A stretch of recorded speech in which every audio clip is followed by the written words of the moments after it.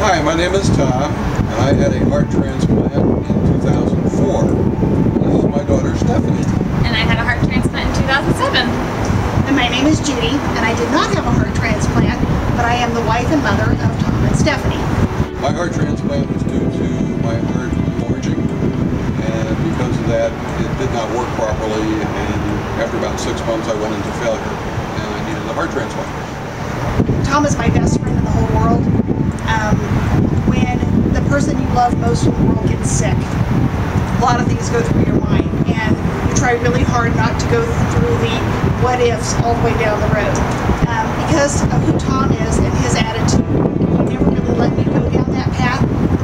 We always assumed and acted as if things would be okay. Originally I started to feel weak, and then I progressively got weaker and weaker because there just was no pumping action moving the blood, so I ended up having to use the electric parts to get around and just had no strength. Now I feel very normal. It basically gave my life back to be a normal person.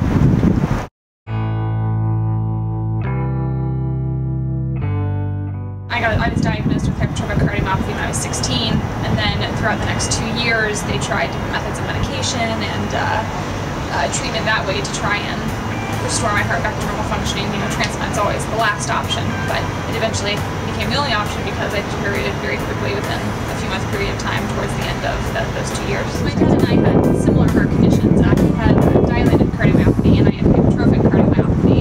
His heart got enlarged and my heart became riddled with fat, which enabled it to not pump correctly, so the wrong amount of blood to oxygen ratio was off.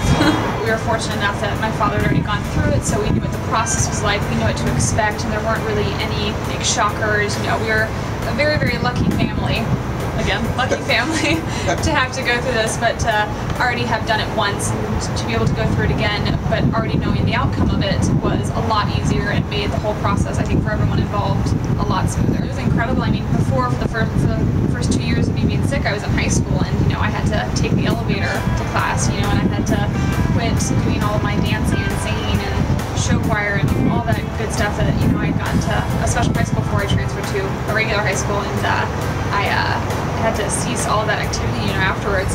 3 months after my transplant, I moved out of my parents' house into my own apartment and started college, and was, you know, going out with all my friends and dancing and, you know, just having a great time and doing everything like nothing had ever happened.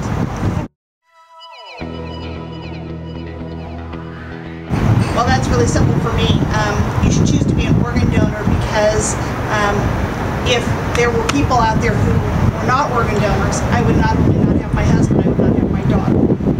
They are the most precious things in the world, and to be able to continue that legacy from someone who has passed away to somebody who is living, to me is just the most amazing thing ever.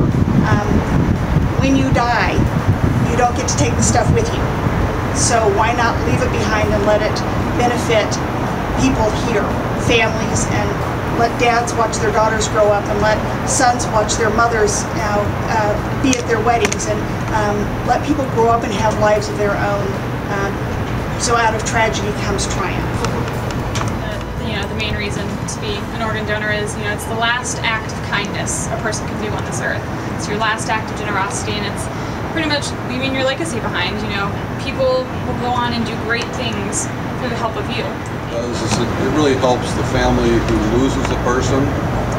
I had tried to get in touch with my donor family, and after 5 years they finally responded, and we went and visited them and spent time with the mother, and it was very helpful for her to see her son had passed away, and now I was alive because of that. And we pulled up in the car, I got out of the car, and the first thing she did was she ran up to me and she stuck her head against my chest and listened to the heart. And as she was running across the lawn, she goes, "Hi, Miss Judy, I'll be right with you. I just have to listen to his heart first."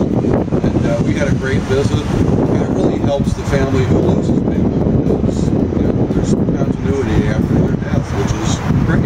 The only other thing I can say is that there are a lot of misconceptions out there about becoming an organ donor.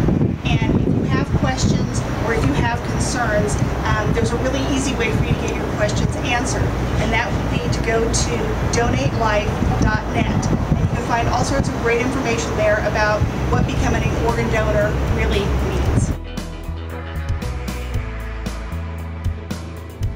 Become a donor. Save a life.